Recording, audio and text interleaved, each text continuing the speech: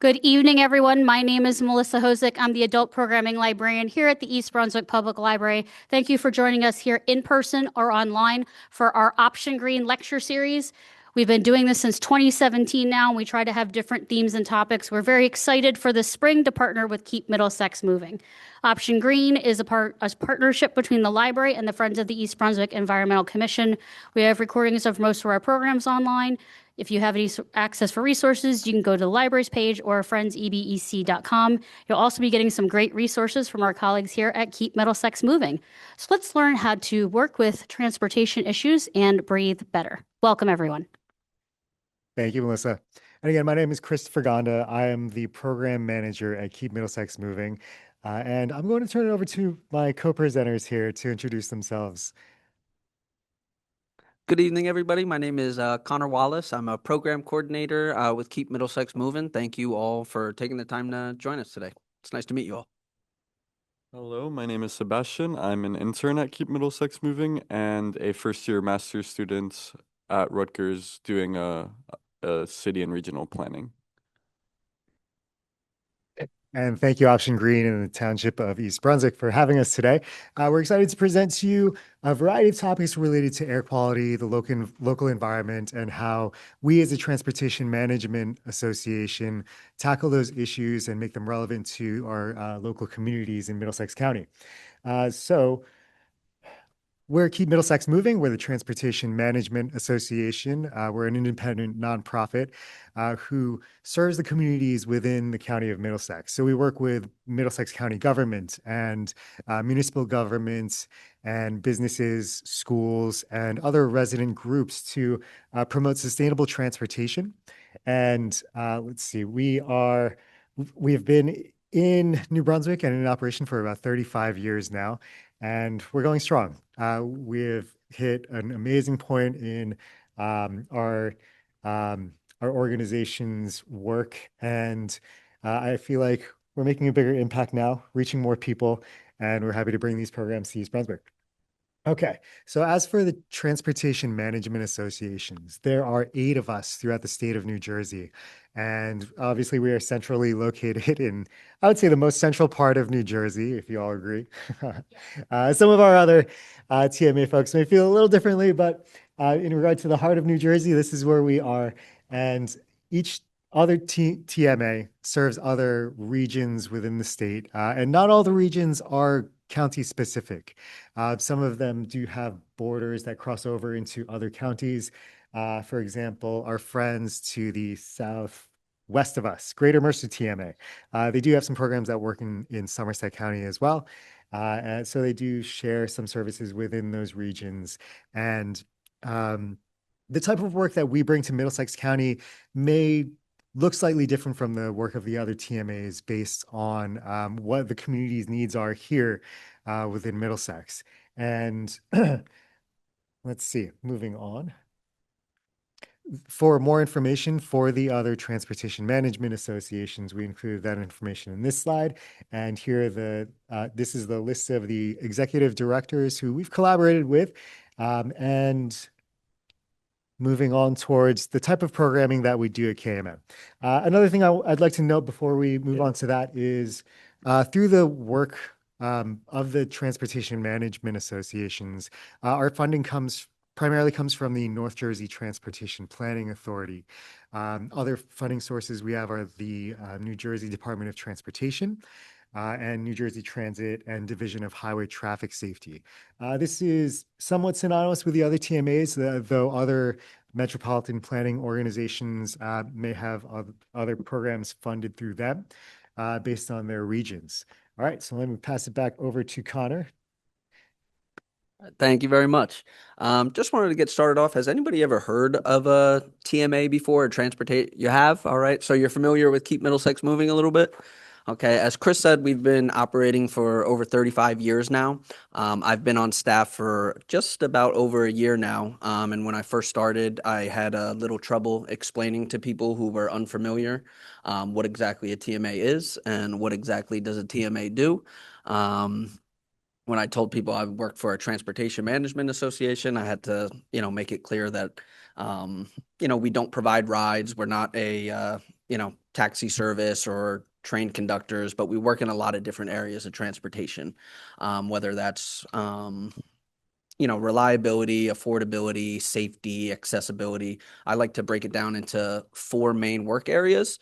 The first would be safety, safety first, if you will. It's a little bit of a cliche, but cliches are cliches because they're true, especially in the field of transportation. We could have the most accessible, efficient, affordable mode of transportation, but if it's not safe, it's not going to be a viable option for us. So a lot of people get their first interaction or first introduction to Keep Middlesex Moving through our Safe Routes to School program, which Chris has worked on for many, many years. We actually were just at an elementary school today, Chris and I, at the Greater Brunswick Charter School, on a program working with the Department of Highway Traffic Safety. But our Safe Routes to School staff delivers all sorts of different assemblies and educational programming and activities geared towards pedestrian and bicycle safety for children. They're our most vulnerable road users, so we want to drive home the importance of road safety as early as possible. We also do road safety audits. Has anybody ever heard of a road safety audit by any chance? It's really exactly what it sounds like. It's an audit, but instead of your taxes, it's an audit of a road, where we might get inquiries from concerned citizens or a library or a school that a particular intersection or corridor in the neighborhood is having a lot of incidences of crashes or near misses, and that it's generally unsafe. So the staff at Keep Middlesex Moving, along with some other stakeholders, will get out into the community on the street and audit the road and put together a report for recommended improvements. And we bring those to decision makers so they can implement those improvements, and we advocate for those improvements. And advocacy is a huge part of what we do for safety as well. You might have heard our road safety PSAs on the radio. Our next area of work is economic development. There's not really a straight line between transportation and economic development, but you can't really have a strong economy without a strong transportation system. So we work directly with employers to make sure that their clients, their employees have a way to get to their location safely, efficiently, affordably. We also organize alternative commute programs such as van pool subsidies for employers, and we do workplace presentations as well. Accessibility, it's a super important part of what we do here at Keep Middlesex Moving, along with NJTIP, that's the New Jersey Travel Independence Program through Rutgers. We deliver travel trainings to both seniors and persons living with disabilities to make sure that they're able to have access to transportation options that expand their mobility and their ability to live independently. And it really has a tremendous impact on quality of life, your ability to get around. We also have our Ticket to School program, which provides access to free NJ transit passes for low-income college students to allow them to get to and from class, to get to internships, job interviews. Basically, that's anything that's going to prepare them, for life after college. And then we promote various transportation resources. I think people think about accessibility, especially in transportation, as physical access, the physical ability to get to a bus or train station, but accessibility is often just as much about access to information. There's a lot of transportation programs out there. It's our job to make sure that people know about them and take advantage of them. And then our last area of work that we're gonna focus on today is sustainability, and that's really why we're here. As Chris said, we started over 35 years ago with a goal to get people out of their single occupancy vehicles, not just to reduce the traffic and congestion on our roads and reduce the risk of crashes and accidents, but also to improve our air quality. So that's something we're still committed to this day. We work to promote all different alternative modes of transportation. We promote the use of electric vehicles, and we also have our air quality monitoring program, which we're going to get into a little bit more in depth today with our good friend Sebastian here, who's going to talk a little bit about air quality in New Jersey and environmentally focused programs and design. Thank you, Connor. So yeah, like you said, now we're going to talk more specifically about Jersey and its air quality. New Jersey is the US's densest state by far. It has over 1,000 people per square mile. And just like the rest of the United States, it is very car dependent. Uh, private transportation accounts for 23% of the greenhouse gas emissions in the US. And I imagine it'd be pretty similar in New Jersey. There's no actually specific data from New Jersey, but it's easy to surmise that it's similar. Industry is also a big part of the greenhouse gas emission pie, of which New Jersey has a lot of. Um, and as you can see here, I have some of the data. On the right, it's data from the EPA, and it shows all the US greenhouse gas emissions. And as you can see, transportation and industry make a huge part, more than half.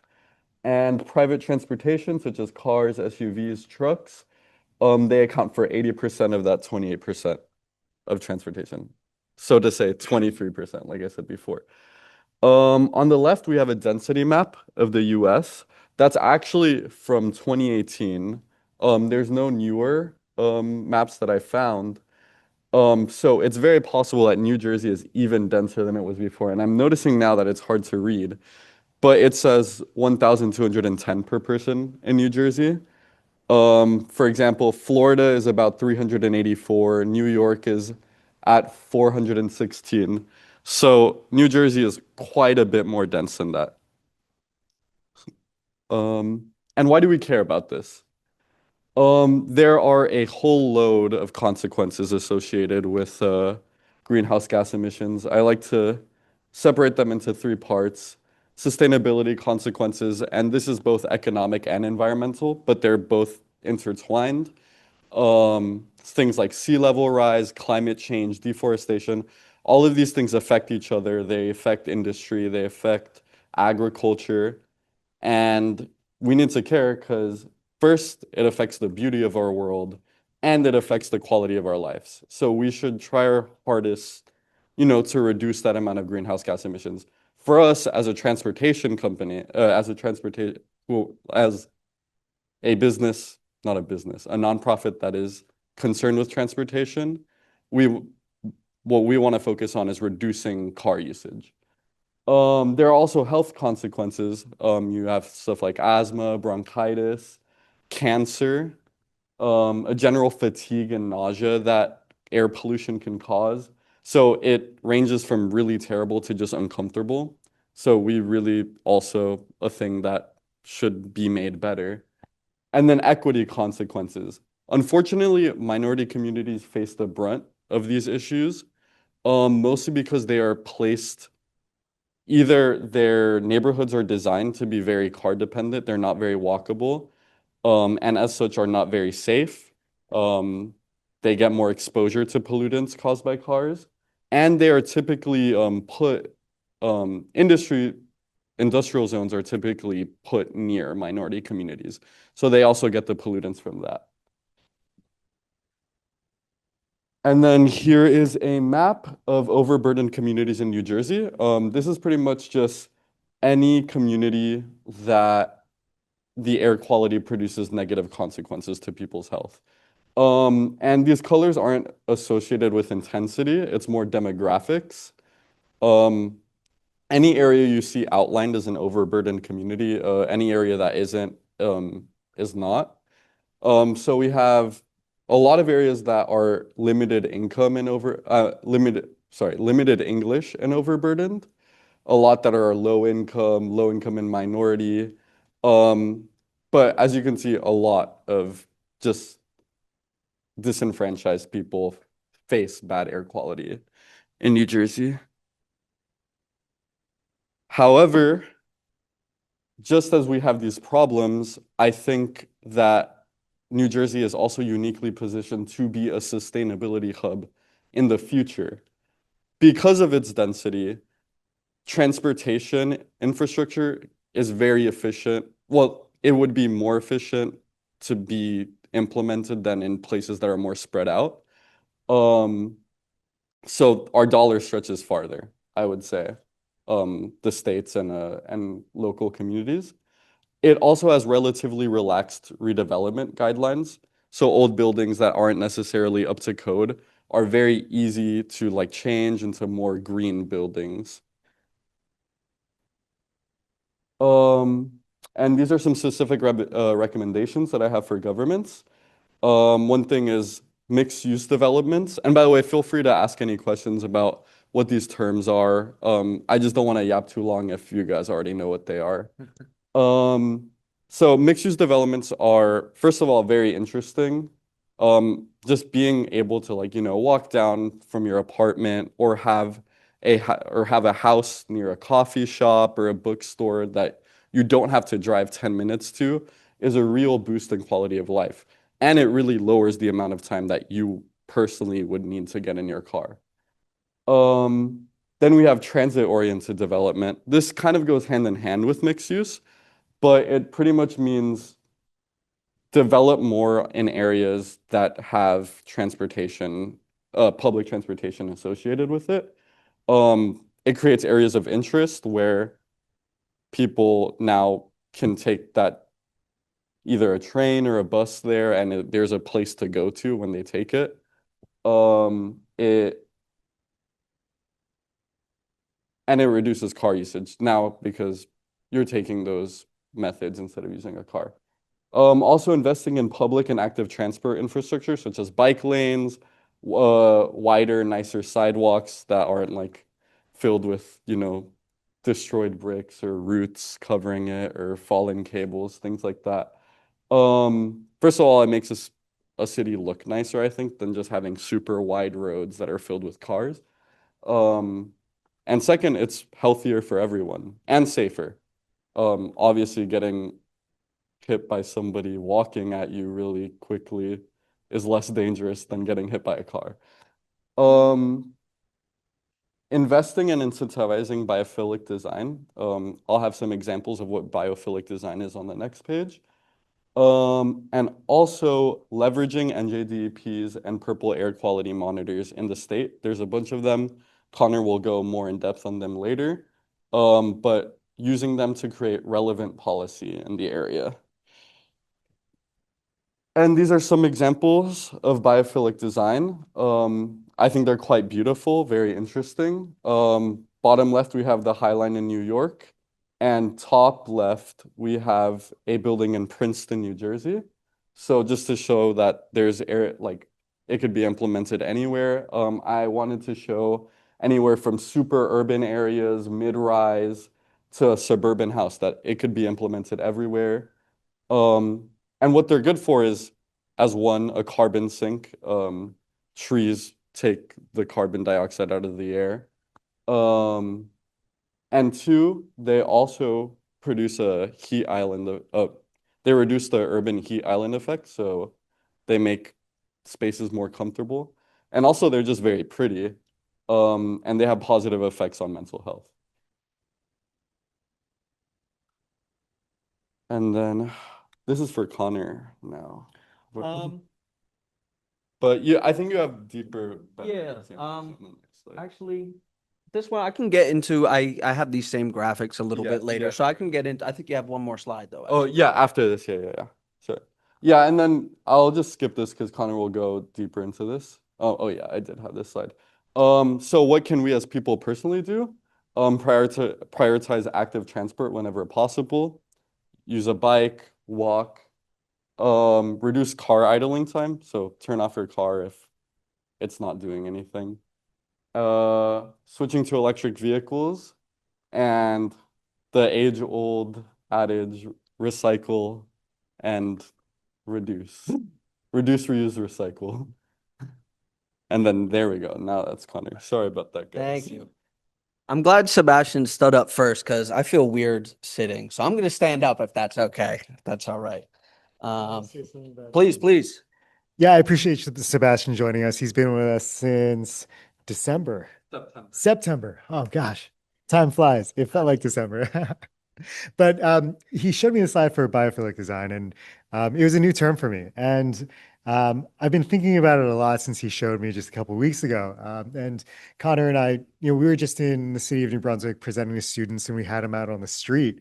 And yes, today was a warm day, but we were just standing on the street corner, observing traffic and looking at the way this particular intersection was designed. But it was hot. And it's not even like there weren't trees in nearby proximity, but um, ever since Sebastian had mentioned it, I'm always looking for opportunities now to include that or support that in our work and to mention it whenever I can. Because it is a great idea because you have the shading and cooling effects as well as the air quality benefits as well. Thank you, Sebastian. I couldn't agree with Chris more. It's something I'm, vaguely familiar with, but Sebastian kind of brought it to my attention a little bit more. If anybody's interested in looking into things a little bit more, there's examples all over the world, but correct me if I'm wrong, I believe Singapore is maybe like a global leader in that type of design, bringing in, greenery and the built environment and making them one. And I just want to thank Sebastian, for being here as well. And we're really lucky to have, the Blaustein School of Urban Planning right here in Middlesex County, because we have, it's a great resource, not just to KMM, but to the whole community. Having folks like Sebastian around that are forward thinking about our future and environmentally focused design. It's just really important, and it's key to our goals to build a better, greener landscape for our future. So I think East Brunswick and Middlesex County in general are just very unfortunate to have that type of thinking going on right here in our backyards. As Sebastian, ended on the question of what can people do? Not just what can governments do, but what can people do to ensure that we have better air quality now and for future generations? People meaning private citizens in their personal life and their day-to-day decisions. People meaning the staff here at KMM. People meaning those of you who dedicate your time to the Friends of the East Brunswick Environmental Commission. We all know that legislation can only go so far, and air quality is such a massive, all-encompassing issue that we can get into the space where we feel a little bit powerless, like we're not sure what we can really do to affect change. And as Sebastian mentioned, transportation is still the top contributor to poor air quality, at least here in New Jersey. So KMM is really proud to work against that. And when the organization was founded in 1988, we had the mission of getting people out of their single occupancy vehicles, not just to reduce congestion, but to improve our air quality. Less cars on the road means less harmful emissions in our air. It's a pretty simple equation, I think. So we've had all different programs over the years to encourage and even incentivize alternative commutes, such as walking, biking, taking public transit, carpooling, the use of electric vehicles, and we've been successful at it. But last year, our leadership in Chris and our operations director and executive director started to think about what else can we do. We've always wanted to do air quality monitoring, but it's come across in the past as a highly technical endeavor that required a lot of expertise and expensive machinery, which has kind of made it limited to larger government agencies like the NJDEP and the EPA. But with recent advancements in technology, a lot of that's changed. And now in 2026, air quality monitoring devices are much more accessible to organizations like KMM and even to normal people like yourself and I for use in your own private home. So last year, KMM, along with a few other TMAs, got the opportunity through our funding that Chris mentioned earlier through the North Jersey Transportation Planning Authority, to partner with a company called Purple Air. Has anybody ever heard of Purple Air before? I know Sebastian mentioned it, but that doesn't count. Has anybody ever heard of Purple Air before today? No? Well, that's all right. I must admit, before I started working with KMM, I had never heard of it, before either. I do like their logo. It's a nice logo. But Purple Air is a US-based company that manufactures high quality and affordable, most importantly affordable, air quality monitoring devices that are super accessible and user-friendly. Below here is a picture of one of their devices. As you can see, it fits in the palm of your hand, even tiny little hand like mine.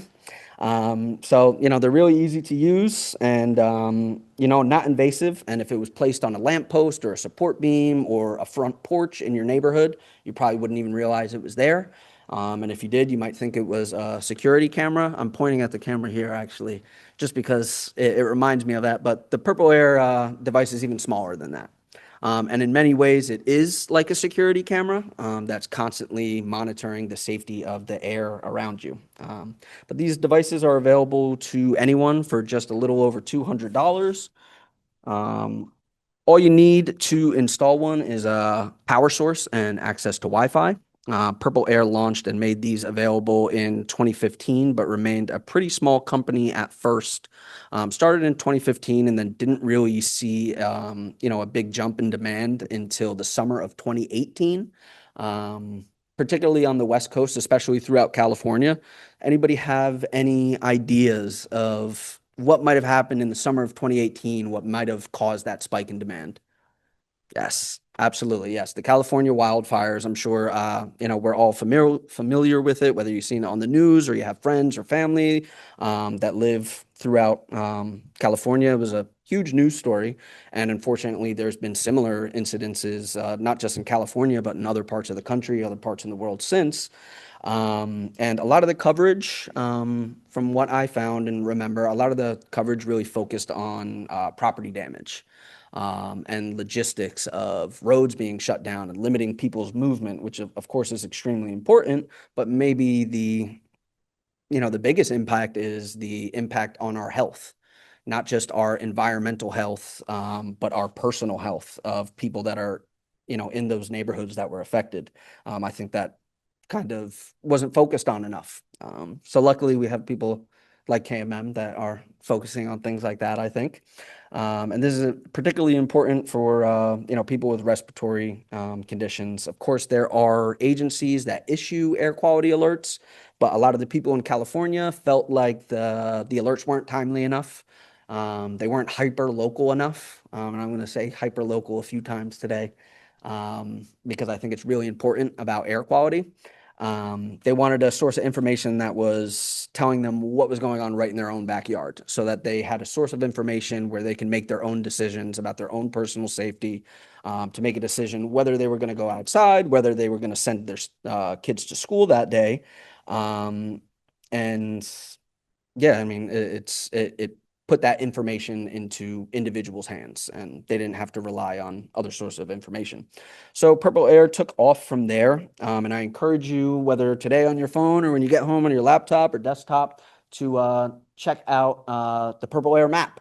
And this is totally public. Anybody can sign in and check out the Purple Air map. It took off from there after the wildfires in 2018. And as you can see here, when we zoom out to get a whole view of the country, it appears that the whole country is blanketed in these monitors. But again, they are very small, so they're not too invasive, I promise. They're not taking over. Each circle here represents an organization like KMM, or an organization such as the East Brunswick Environmental Commission, a concerned parent, or maybe even just a kid who's interested and curious about environmental science. And as we look over at the world map from that little company in 2015 with just a few monitors out here, they've since spread all around the globe. Most countries have at least a few of these monitors, whatever their motivation may be. But again, the point is that this puts air quality issues in the hands of anybody who's passionate about it. Anybody who wants to have a better understanding of environmental health and what's going on around them, they can do this. And this is just another example how technology can help to democratize access to information and remove barriers for people that want to be able to advocate for themselves and advocate for their communities. So our program manager, Chris, and I actually installed 6 of these monitors. This is us over. Yeah, it was a fun day. It was a little hot. And Chris and I, we do not have degrees in environmental science. We're not electrical engineers. We don't have construction experience, but here's Chris all by himself, setting up these monitors relatively easy. I did help a little bit. I held the ladder. But this is us at the Metuchen YMCA right at the entrance. And then if you're familiar with the Edison YMCA, we hung one up on the flagpole. So this is an area where kids and families are constantly. So we want to know what's going on with the air quality there. But we also have one at the Robert Wood Johnson Health and Wellness Center in Carteret, as well as on the campus of the Magnet Schools in Piscataway, Perth Amboy, and right here in beautiful East Brunswick. So with the USA map, that we showed earlier, zoomed out, we see that they're all over, but when we zoom in, we get like a picture of what's going on right here in our immediate area. This screenshot was taken a few days ago, but these are pretty typical readings that we get. We've been collecting data 24/7 from these monitors for about 10 months now, right, Chris? About 10 months or so. So we have literally hundreds of thousands of data points from all 6 of these monitors. Purple air gives you a reading every of the particulate matter that's in the air at any given moment, and you get a reading every 10 minutes. I'm not entirely sure, but I would imagine, and I'm going to get into this because there are other monitors available publicly online from the NJDEP. So I would imagine they do source them from them. They're usually, tied to a government entity or a university. But I'm gonna reference that as well, and those are publicly available too, and I'll show you how you can access them as well. Accurate. Okay, good. As you can see here, we're in the green, which fortunately, in the state of New Jersey, even though we get a bad rap, we are usually in the green. We do have healthy air here for the most part. We are the Garden State after all. Yes, exactly. And I want to see more and more trees. But this is the scale here, if you're wondering. Obviously, green means good. I think, it's pretty intuitive. But this scale is not unique to Purple Air. This is the same scale that's used by the NJDEP. And most likely that is where, when you use the Yahoo weather app, I imagine that's where they get their data from as well. So it's all the same scale. 1 through 50 is good. That's where we want to be. 51 to 100 is moderate, not great, but not a cause for concern.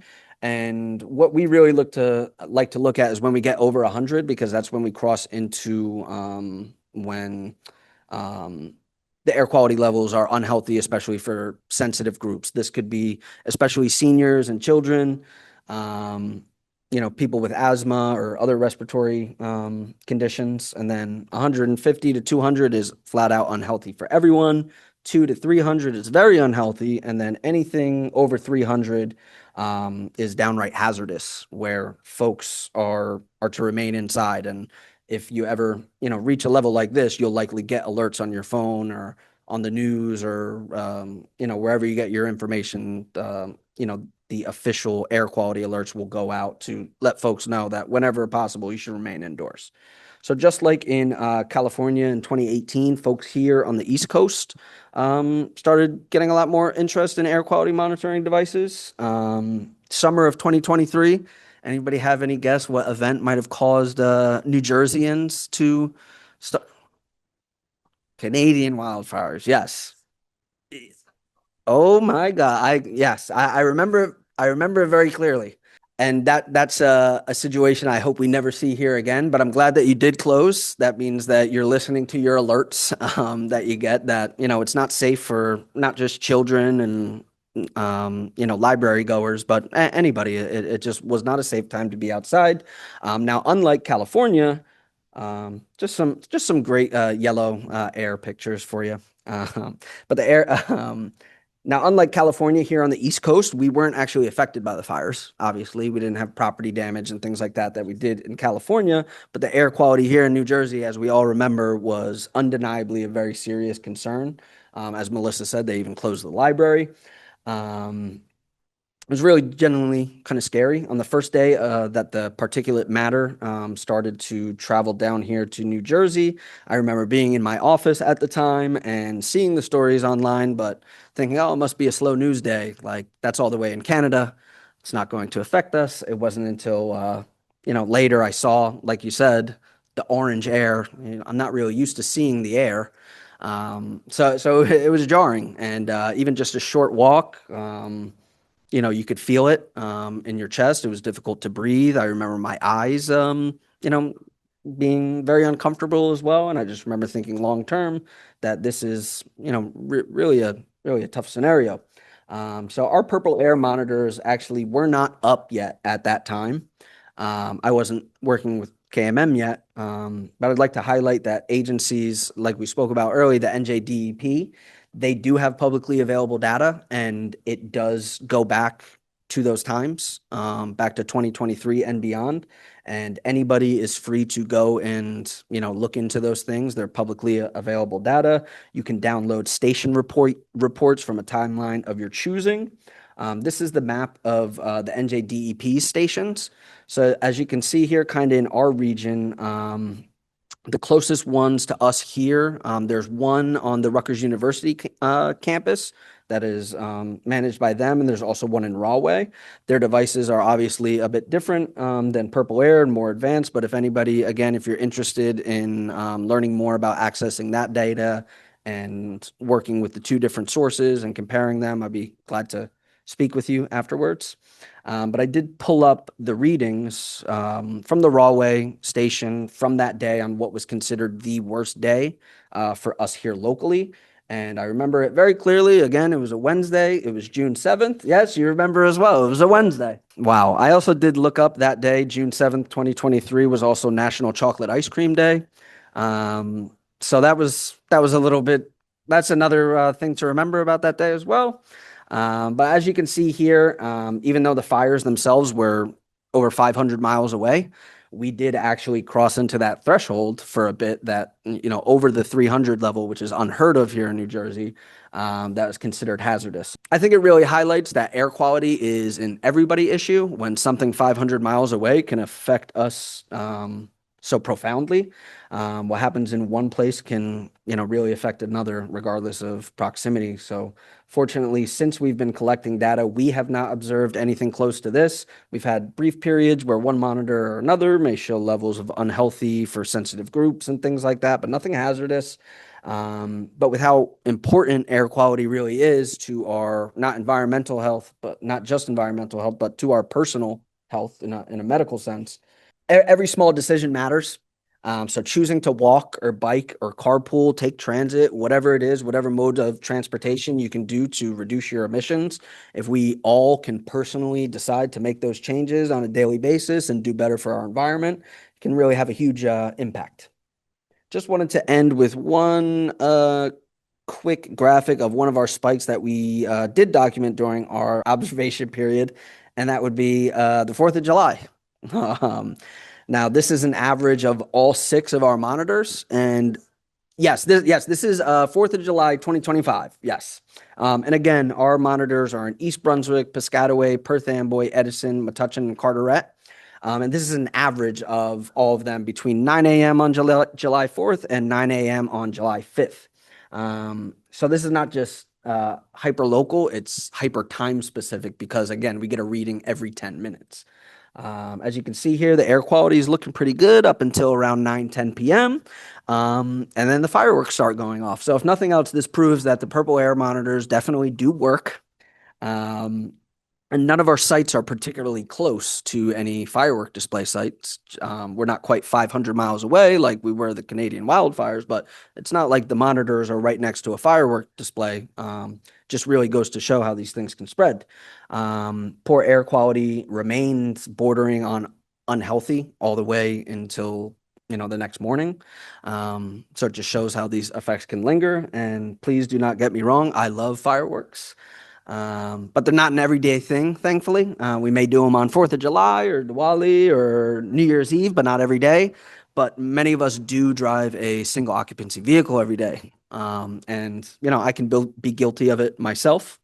But I really do just encourage everybody here to keep an eye out on your local air quality, whether through Purple Air or through the NJDEP sources, and keep an eye on your own transportation habits and change them for the better if you can, and encourage others to do so. I'm going to hand it over to Chris. He's going to talk a little bit about our programming and how they coincide with public health. Mind if I talk about adjusted values? Yes. Okay. So the purple air data, there's slight variation between like what you'll see if you look at the real-time data on purple air and what the sensors and monitors by the EPA and DEP are showing. That's partly because the DEP and EPA adjust the values to account for humidity and other weather-related phenomenon. But the purple air sensors, if you're in the immediate neighborhood of one, and it's saying that PM 2.5 is reading into the 200s and it's unhealthy, it's still a reason to consider that that's still an unhealthy category of air quality, even though those values aren't adjusted the same way that the EPAs and DEPs are. But the system is reliable, as Connor was saying. And yeah, as for 4th of July, it was a funny story. I was out with my kids that night, and I noticed that the air looked a little hazy because I was walking around with a flashlight and I was able to see the beam. And I heard, let me look at the air quality. So I take a look at purple air, and it has the United States map. So for us, it was around 10 p.m. I would say for those folks in central time zones, it must have been not yet dusk. So all of the air quality was just on our side of the United States. And then as the night went on, you just saw the red levels drift further into the west. So it's an interesting phenomenon to have captured. Okay, so now the next bit of information we want to consider is, how does KMM get involved with local air quality and public health related topics? And what stands out to me first is our Safe Routes to School program. And the goals of this program are to increase the number of students who are walking and bicycling to school. While it doesn't seem directly related to air quality, what it does is create and promote an environment where more kids are and students are moving independently. They're exercising their lungs more. They are experiencing the outdoors more through walking and bicycling to school, while also tackling those transportation issues around the school areas. We've seen studies where the air quality indoors at school locations is affected by the child drop-off zones. And I don't have the data in front of me at the moment, but in the morning drop-offs and in the afternoons, there are spikes for the indoor air quality for children because of all of the personal family vehicles arriving at the schools in the mornings. So here in East Brunswick, we have schools who are heavily committed to Safe Routes to School, and they'll join us for the Walk to School days every October. So each school here in East Brunswick will have their own local Walk to School program where they meet either at a park or another location or at the school to experience what it's like to walk to school for the morning. And early on in my career with KMM, one of the parents approached me having walked to school from Great Oak Park. And he said, "This is really great. I never really thought about walking to school with my child from here.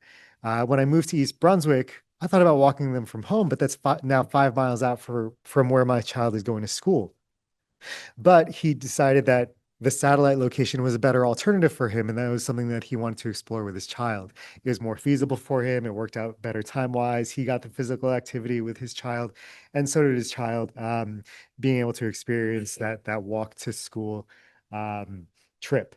So events like that are just ways to promote active transportation and alternative modes of transportation to remove more cars and vehicles from those school zones. We also support walk and bike to school travel planning. So other parts of the state know it as a Safe Routes to School travel plan, where we develop a planning document around prioritizing walking and biking to school, again, to address those same physical activity related issues. And we also have media contests to promote healthier communities. And there's a state recognition program where KMM awards our local partners who've participated in the program or have reached a new level. But yes, the recognition comes from us, but also the Department of Transportation and the New Jersey Safe Routes to School Resource Center, our partners at the Voorhees Transportation Center. And there's ongoing evaluation, and we have new staff facilitating this program. She's a wonderful person, Isabella Gonzalez, or Izzy for short. So we have strong programs moving through Safe Routes to School. Now, I presented this slide at another session just a few days ago. This session was for the county engineers within the state of New Jersey. And what they wanted to see is, how can our organizations help transportation support local partnerships? And this is part of our Safe Routes to School program, but I think it's an excellent example of how the TMAs get involved in other sectors related to not just transportation, but public health. So through these activities, we were able to bring in numerous partners through our strong partnership with the Mobile Family Success Center of Middlesex County and Catholic Charities. Yes, this event was in Piscataway, and we do have an event where Wilbur, I think I met you there, at the East Brunswick Bike Rodeo. So it's a similar format. What was unique about this event was that our funders, the North Jersey Transportation Planning Authority, they were doing their long-range transportation plan.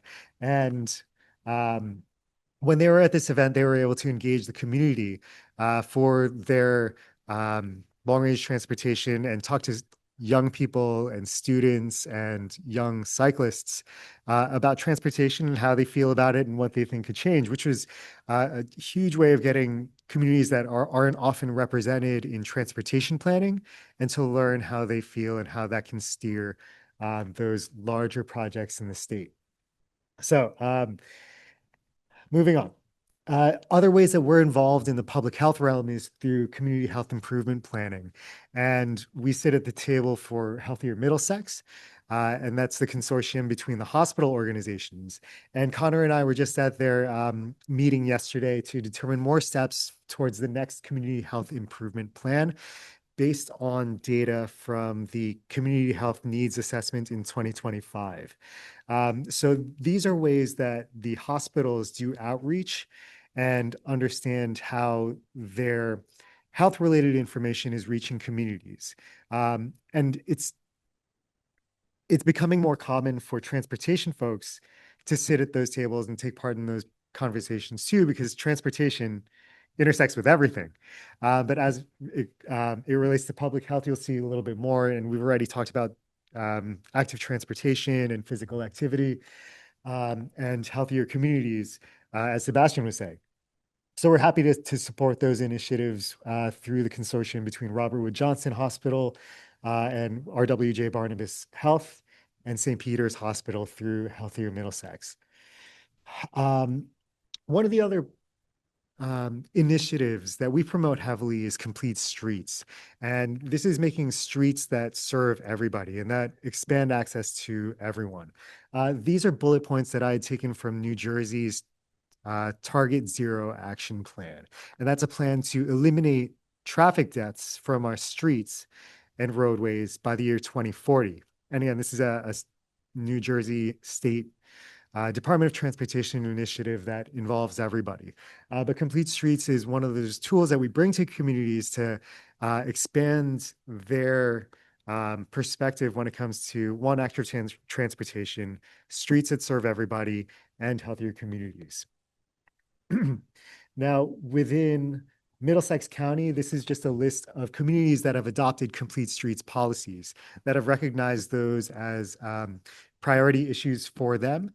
And a lot of the push and outreach for that was around 2012, 2013. So that's why you may see more communities who have adopted those resolutions and policies. More recently, we have Dunellen, Edison, and Highland Park who have either adopted their policies or renewed them to meet the newer standards for complete and green streets for all.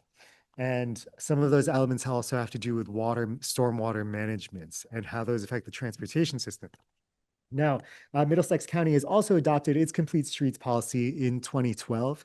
And again, that's to make our streets more accessible. Another larger policy document that the Transportation Department had adopted is the Middlesex County Vision Zero Action Plan. And again, just like the state had earlier this year, Middlesex County had set the bar for counties within the state to eliminate traffic deaths through this action plan by 2040. Now, let me just go back real quick. 2040, it's not that far away.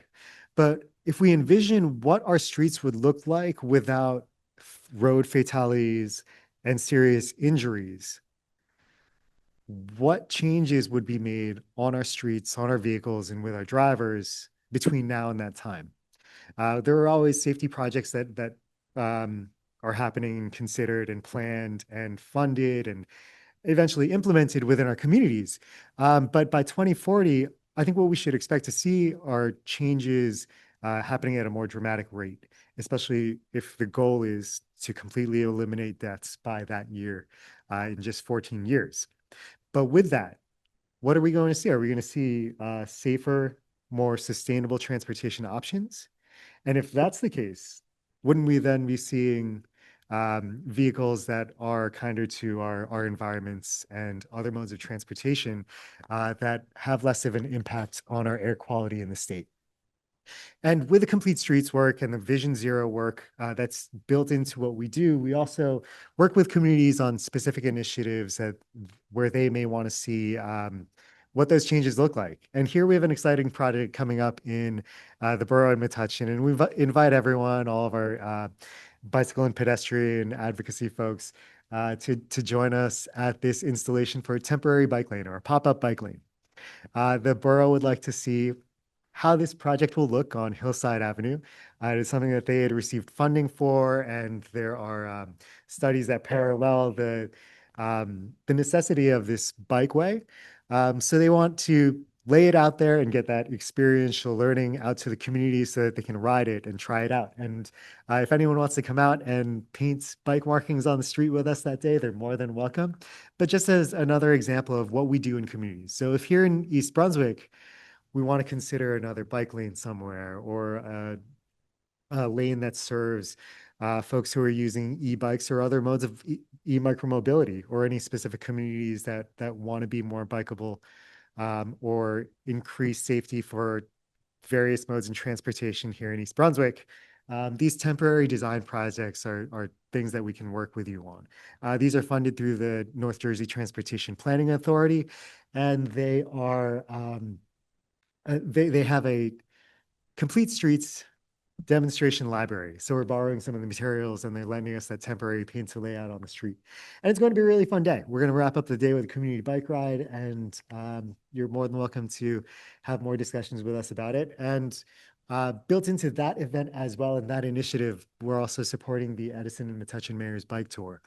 So this is a project that Edison and Metuchen have every year, and the way we support it is talking to folks about sustainable transportation just by welcoming them to our table and to spend a moment with us as we adjust the fit of their bike helmets. Now, it seems like, yes, you would just put a helmet on and put the buckles on, but the helmet will only help you if it fits properly, right? So these are great engagement points for us to talk to the communities about other topics that are also happening within Middlesex County and within these communities. But I want to thank you all for your time here. We do have a couple of minutes that we'll dedicate to any questions within the room. And if any questions have come in online, Melissa, you're welcome to help us go through those. Very good presentation. I enjoyed it. Just two questions. Where is the Purple Air Monitor located in East Brunswick? Just curious. I want to take a look at it. That Purple Air Monitor is located on the Magnet School campus. Oh, And so not too far away from here. Yeah. Connor installed it. He can tell you more. Yes, yes. We installed it. It's right on campus at the East Brunswick Magnet School. And I know that we mentioned that we'd like to incorporate it into, the schools, whether it's a, in-class program or something extra credit, or just engaging the high school students and allowing them to work with that data. So that's something we're working towards as well. But yeah, it's right on campus. If I remember correctly, I believe it is close to the baseball field on campus. But yeah, as we said earlier, they're very easy to install. Anywhere that you have access to Wi-Fi and access to a power source, they could be put just about anywhere. So, but yes, it's right on campus at the East Brunswick Magnet School. thank you. And course. my second question is, how high should you have one? How tall should it be when you install one? What do they recommend? Sure. So, there is maybe a specific, yeah. Purple Air, they offered an installation guide the New Jersey DEP offered an installation guide. Their recommendation was 4 feet off the ground and at least 4 feet away from a building, so that way the winds don't direct more a concentration of pollutants within the region of the the air quality sensor. Okay, thank you. It can be mounted higher, though I wouldn't say that would negatively affect anything. But 4 feet from the surface of anything. So even if it's mounted close to a roof, it should be 4 feet from the surface of the roof. Thank you. Welcome. All right. Well, I have a lot of questions. I don't know if I'll get to all of them all. For one is with those purple thing, maybe you could get a commission for that, like try to work out a thing where like if you give it to people in the community or sell it to people in the community and you can, get a commission from them, that might be something to try. The other thing, so wasn't the Clean Air Act sort of the instigation for the transportation management associations back in, or was it before the Clean Air Act? I do know that the TMAs were instituted as part of legislation. Right. Because I was working on don't- Clean Air Act stuff in the early 90s and, this was when the transportation, I don't know, I remember there was one in Monmouth County that came to work. I'd be curious to know whether it is too, but we'll have to look into that. Yeah. Connor? Yeah, I don't have a definitive answer. It was a little bit before our time at KMM, but I do know the original mission of KMM, within the, very simple, core mission, 1 or 2 sentence, it was about improving air quality, not just congestion on our roads. So it would make total sense that the Clean Air Act is what really inspired or served as a catalyst for the formation of TMAs, definitely. And I believe that Mayor Neary, a former mayor of East Brunswick, was head of KMM for a long time. Yes, correct. Yeah. But he's not there anymore, I assume. I don't know. No, yeah. Okay. Correct. So this, whatever that policy you were talking about, East Brunswick doesn't have a complete street policy. And is there any way, who do we talk to in our government to try to get them to look at it? For a complete streets policy, I would say any of your council members or mayor would probably be the best bet just to start the conversation. And like you said, Mayor Neary was our executive director for, oh gosh, I know it's more than 10 years. I want to say it's 13 or more. I'm on video, so we're going to check this out. But he started before my time and he retired during my time at KMM. So I know he's aware and has promoted that within the municipalities in our service area as well. As to why it didn't rise to more of a topic to be adopted here in East Brunswick, I'm not sure what the conversation was around that. But it's absolutely a conversation that we can support and provide more information on. We work closely with the New Jersey Bicycle and Pedestrian Resource Center, who tracks that information that I had up on my slide for the list of complete streets communities in Middlesex County. And yes, there are options to work with us to develop that policy. And we know good folks here in East Brunswick. Thank you.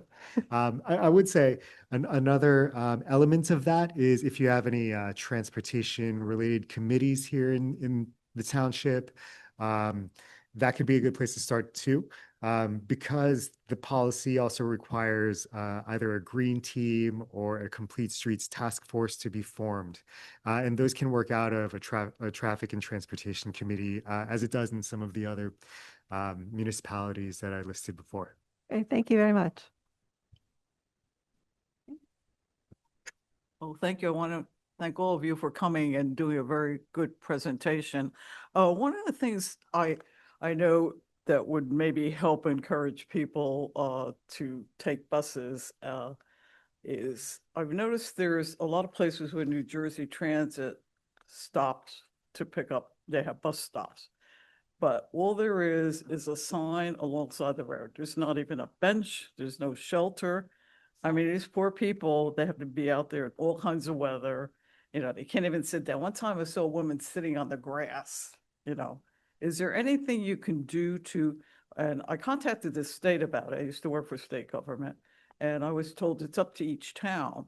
Is there anything you can do to encourage towns or businesses in town? They could put a bench and they could put their advertisement for their business if you want people to use public transportation, make it a little more comfortable. Is there anything you can do along those lines to encourage this?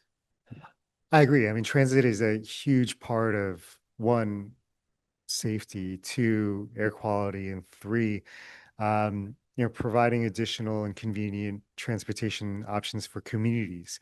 I was just thinking about the topic that you just mentioned because where I live in Franklin Township, it follows the suburban line that goes from Princeton to New York, and um, it hasn't been something that we've tackled before. But I would love to bring that up to our directors and see what they have to say, because we do coordinate with New Jersey Transit as well. One of the projects we have had in the past was to do an inventory of those bus stops along the suburban line. So to check off whether there was a bus shelter or even trash cans or bike parking. But where that data had moved since then or how New Jersey Transit plans to move forward, I don't have much information there. But I will absolutely look into it and Yeah. talk to. Well, that's, they have the shelters where the people, there have a lot of commuters going into the Mm. city. There's shelters there. But if there are people like, just going from town to town, let's say from New Brunswick to East Brunswick, and they need to take the New Jersey Transit bus. Yeah. There's a sign that says bus stop. And that's it. There's no place a person could sit. There's no shelter. They have to stand next to the highway, next to the sign. If you want to encourage people to take public transportation, I think more has to be, there's an example, something to make it a little more accommodating to people, something, think about.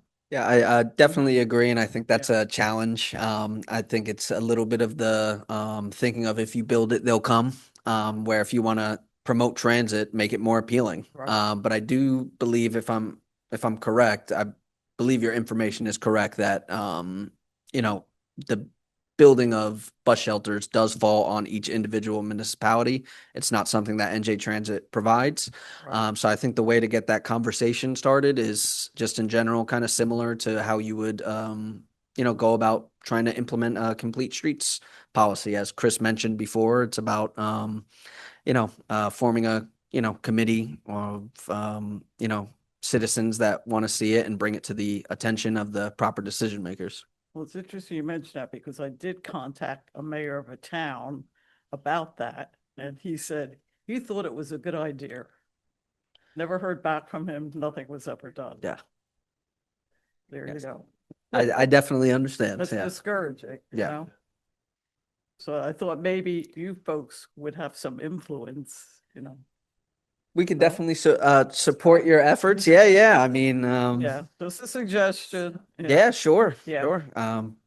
Get the ball rolling. I think we can definitely help support your efforts. Definitely. Anything to add? I was gonna, from my experience in trying to get any legislation passed, you have to annoy them into it, and Yeah, keep after them, right? yeah, Start but bugging them. yeah, Because it's- just really like keep going to whatever community meeting, which it's very inconvenient.